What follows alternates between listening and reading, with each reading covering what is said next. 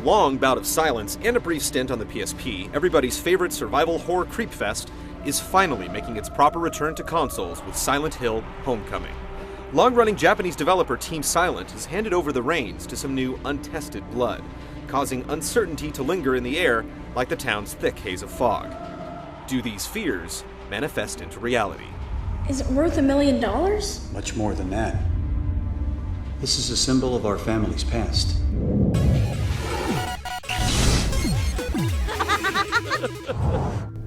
People don't trust me anymore.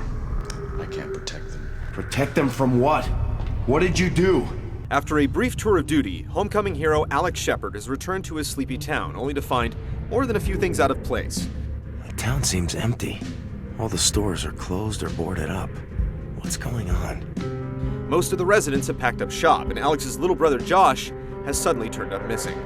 More disturbing is that an ominous fog has enveloped the streets, and nightmarish creatures have begun trickling out from within the town's dark corners. In the search for your brother, you'll soon come to uncover the mysterious connection between your town and the enigmatic Silent Hill, where chilling in-game clues and harrowing scenarios are effectively used in setting the tone of Homecoming's dark world. Alex's troubled tale, on the other hand, isn't quite as inspired. The psychological thrills are a bit more straightforward this time around, but there's still enough monsters and mysteries to see you through to the end. I know all about Silent Hill. You don't know anything about Silent Hill.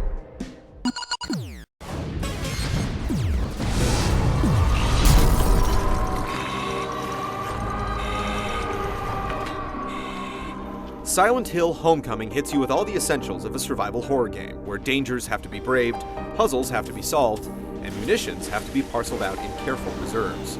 The game stays true to the formula, right down to the sound effect that plays as you pick up a health drink. The streets of Shepherd's Glen, and later Silent Hill, play out at an even pace, sporting an even mix of action and brainbenders to supplant each other when the time calls for it. And for once, objectives aren't quite as cryptic as the clues left behind for you to unravel. Immediate goals are clearly listed for quick reference, and the ever-handy map now automatically scrolls down notes, depending on where you've been. Along with the map, two of Silent Hill's more salient features, the flashlight and radio, also see their return. As enemies draw near, the indicative hiss of the radio alerts you to their presence, while the dim glow of the flashlight illuminates the immediate path in front of you. These simple PlayStation-era mechanics still add greatly to the tense atmosphere, and atmosphere is everything for a franchise like Silent Hill. Branching conversation trees that appear during certain encounters in the game ultimately lead you towards one of the game's 5 endings and bonus costumes. There's plenty of reason to take a trip back to town after completing the initial 10-hour quest on normal difficulty. For all of Homecoming's minor innovations, it also has its fair share of cliches. Predictable event triggers and the good old slider puzzle make their expected appearances, but for the most part, Homecoming's experience is comprised of a good mix of old and new. You're right. Things tend to stay in one place around here.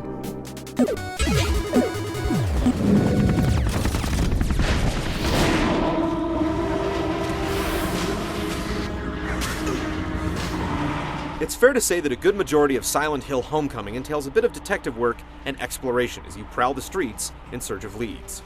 But when it comes time to tango with some seriously misshapen nurse outfits, you know that it's time to go for the jugular. Alex's prowess as a soldier definitely shows. In battle, he's a deft duelist, able to duck and weave through the game's cavalcade of creepy crawlies with ease. For most games, that would be good news, but for Silent Hill, it takes the edge off the scare factor. With the right weapon and tactics, most enemies can be taken out with melee attacks without much difficulty. If you use a firearm, combat is a cakewalk. The polish applied to combat is definitely appreciated, but the game hasn't been rebalanced with it in mind. It takes away the tension, which is what the series has built its name on. Thankfully, combat isn't the sole focus, as it maintains a proper balance with puzzle solving and exploration.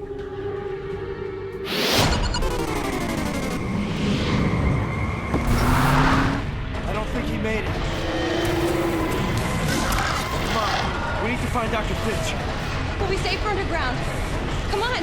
Team Silent may be out of the director's chair, but you wouldn't have guessed it from one look at the graphics. The game's assortment of monsters and dreary landscapes is rendered with a careful eye for the derelict, embellishing the darkness with the rustic glaze of 35mm film grain. Homecoming even takes some noticeable cues from the movie, using the telltale paint peeling to great effect in the horrific transportations to the other world. The improvements aren't entirely cosmetic, though. With higher storage capacity and processing available, Homecoming benefits from near-seamless environments. The result is a terror that's immediate and consistent with very few loading screens. Series veteran Akira Yamaoka once again provides the soundtrack, and as expected, it shines in the dreary, industrial way you'd expect.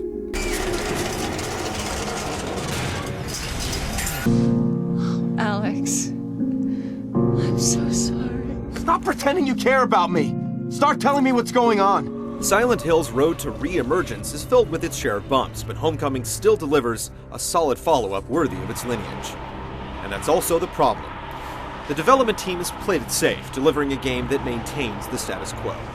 It will make fans giddy, but those without preconceived notions will find it to be a bit clunky and growing long in the tooth.